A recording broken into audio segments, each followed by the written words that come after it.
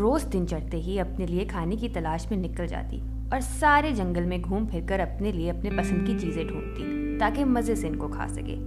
یہ گلہری تیزی سے درختوں پر چڑھنے میں مہارت رکھتی ہے، اس لیے وہ سارا دن بہت سے درختوں پر چڑھتی اترتی اور اپنے پسند کے پھل اور بیج کھاتی۔ ویسے تو اس جنگل میں بہت سے مختلف پھلوں کے درخت تھے، لیکن گلہری کو اخروٹ سب سے زیادہ پسند تھے۔ جنگل میں ایک بہت بڑا پہاڑ تھا جس کے قریب اخروٹ کے بہت سے درخت تھے اور گلہری اکثر وہاں اخروٹ کھانے جاتی تھی۔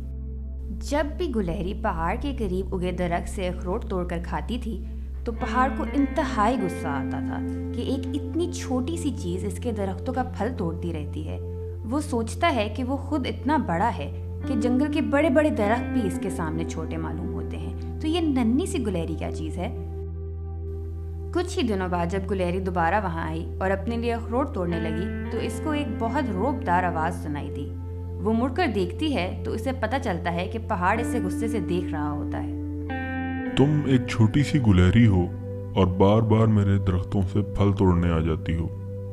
میں بہت بڑا اور طاقتور ہوں اور میرے مقابلے میں تمہاری کوئی حیثیت نہیں۔ تمہیں مجھ سے ڈرنا چاہیے اور اس بات پر شرمندہ ہونا چاہیے کہ دنیا میں تمہاری کوئی اہمیت نہیں۔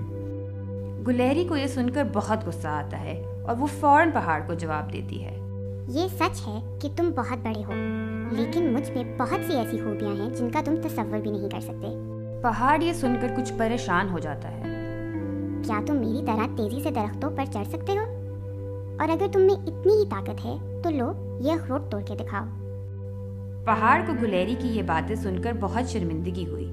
اس کے پاس گلہری کی ان باتوں کا کوئی جواب نہیں تھا۔ اتنا بڑا ہونے کے باوجود وہ اخروٹ نہیں توڑ سکتا۔ دنیا میں آنے والی ہر مخلوق کا کوئی نہ کوئی مقصد ہے۔ کسی کی بھی اہمیت کو کم یا زیادہ نہیں سمجھنا چاہیے اور نہ ہی کسی کے چھوٹے بڑے ہونے سے اس کی قابلیت کا اندازہ لگانا چاہیے۔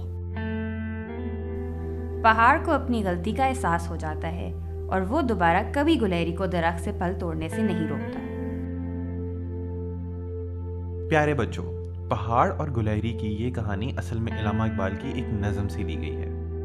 اس کہانی میں ہمارے لیے بہت اہم سبق ہے۔ ہمیں کسی کی بھی اہمیت کو کم نہیں سمجھنا چاہیے۔ ہر کسی کا اس دنیا میں کوئی نہ کوئی مقصد ہے، اس لیے ہمیں چاہیے کہ ہم کسی کی قابلیت کا اندازہ اس کے بڑے یا چھوٹے ہونے سے نہ لگائیں اور ہر ایک کے ساتھ احترام سے پیش آئیں۔